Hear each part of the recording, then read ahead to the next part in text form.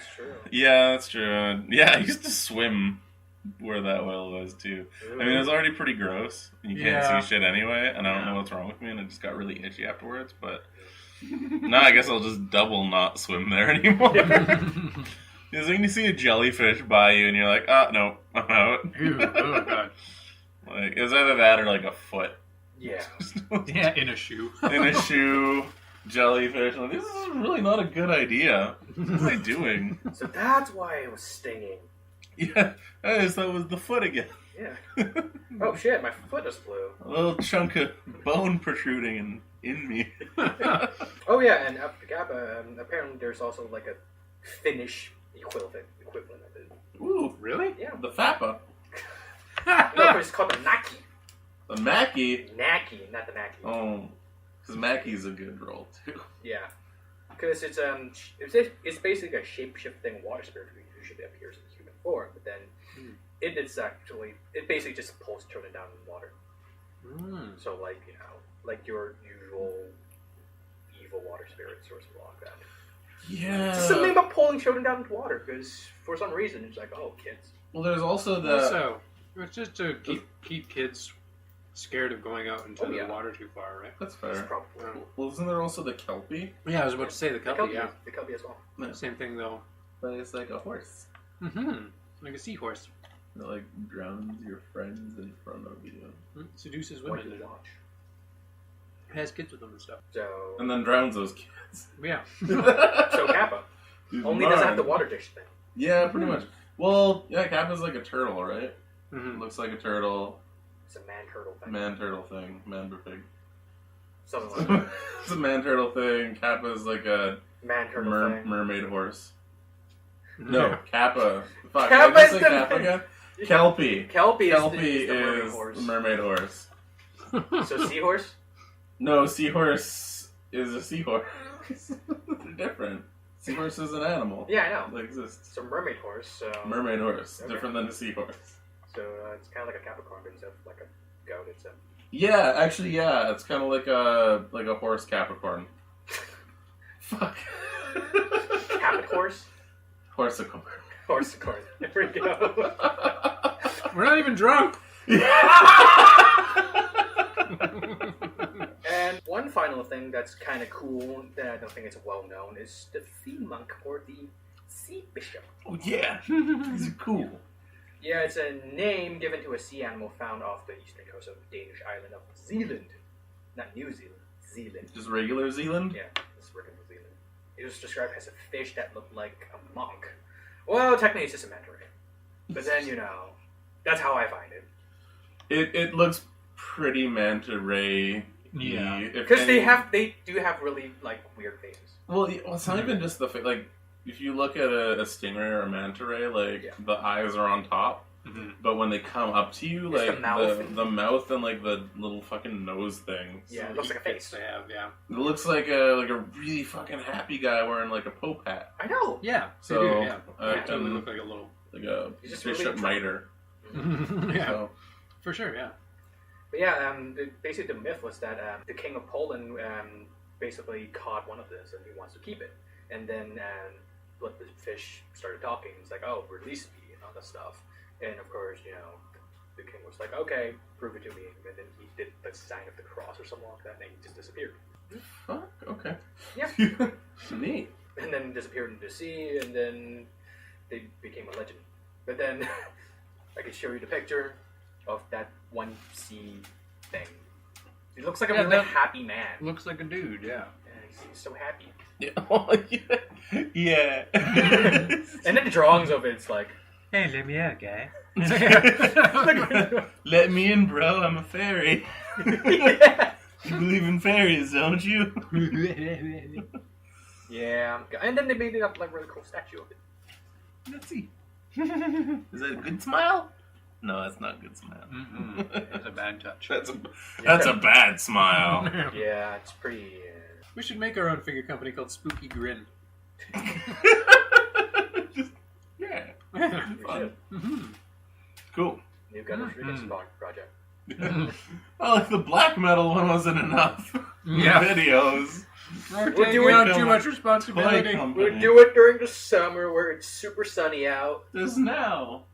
It's not summer It's yet. pretty much summer. It's pretty warm out now. It's pretty warm, but it's not like... For fat kids scorching like hot. me, it's been summer for the last 2 months. Running around with jeans and a t-shirt every day.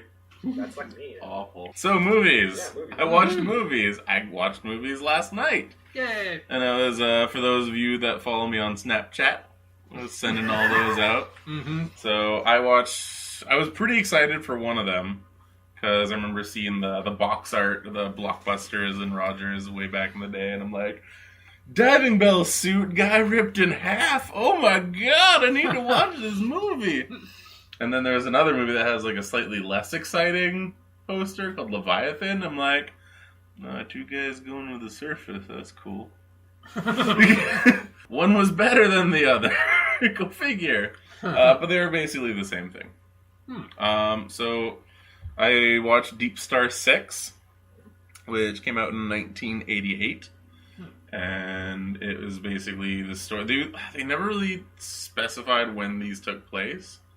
But just the surroundings, it was very lo-fi sci-fi, which is a term where it's there's a lot of Commodore 64 computers in the background, and green and black screens, but it's just we're using these to pilot spaceships and keep people from drowning underwater. So in Deepstar 6, the mission was that there was a group of people that were basically doing underwater drilling and mining type of things to basically install a missile silo. And what happened was they ended up basically finding a cavern that was sealed off for millions of years.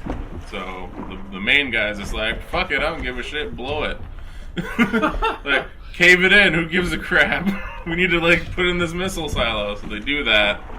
They find this huge cave, they send an ROV in, some of the little underwater robot things, and something takes it. So of course the two guys, and everybody looked like they were the crew of the Nostromo. Oh, really? Just the one guy who had the baseball cap. Everyone wore a fucking baseball cap in this. So I didn't recognize anybody that was in it. There was a lot of D-listers. One of the guys kind of looked like a low-budget Spencer Rice from Kenny vs. Spenny. So the shitty one. Not the asshole. The asshole is a good one, but the shitty one. Oh, Spencer. Yeah. Yeah. Kenny says it, not me. But it's accurate. So yeah, there's I couldn't not see that either. I'm oh fuck, is that Spencer Rice? I don't know. So anyway, they're doing this. They basically oh, let's go get this ROV. So they detach, and they get attacked, and basically it just ends up being this giant crab monster thing starts attacking this underwater base because it gets really pissed off whenever it sees lights. Oh. So, which is apparently a thing that happens. Fish show signs of aggression when they see lights. Really? Whatever. Yeah, sure, why not? Okay. I'm not here to fact check things, Terry. If a movie tells me it's a thing that happens, it's a thing that happens. I want to know what kind of chances I have against a giant crab monster, goddammit. Yeah. There's got to be some science behind this. So there's it starts picking off the crew one by one. I'm not going to go full on into the ending or anything, but I will say it's pretty awesome how there were 2 people that exploded in this movie. And I know over the last couple days we watched a lot of things involving exploding people, but to have 2 people pop in one movie, you just don't get that type of quality nowadays. It's true, Total Recall, you get the one guy's head exploding. Yeah. But that was Total Recall. Yeah. This one of the guys gets hit by it's a shark dart. So it's basically a CO2 canister at the end of a pole, and it blows them up like balloons. So this guy gets hit in the chest with one, Oh. and he turns around and he's like, "What the fuck?" And then he his chest bursts open. He gets splattered. It's awesome. He's just like, hey guys, come up. Yeah. And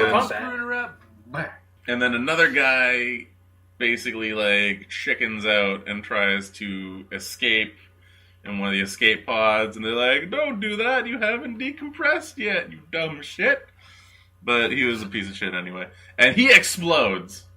And his death scene was all, he started bleeding from orifices. They showed like his veins and arteries on his arms just kind of like swelling up like a Gushers commercial. It was pretty sweet. Sweet. I do have to say the monster, they really just showed kind of like the head. And that was about it. I mean, it's just, you can tell it was a fairly low budget movie. Yeah. Right. Entertaining. It was entertaining. It was fun. Cool. I'd probably watch it again, maybe like with some friends and be like, check out this fucking movie. Check out the pop. Yeah. Just to see dudes explode underwater. But it's not gonna win any awards, and I know it hasn't, so. Oh, also the cover is accurate as well, which is great. You do see a diving bell suit get ripped in half with like organs and shit all over the place. It's great.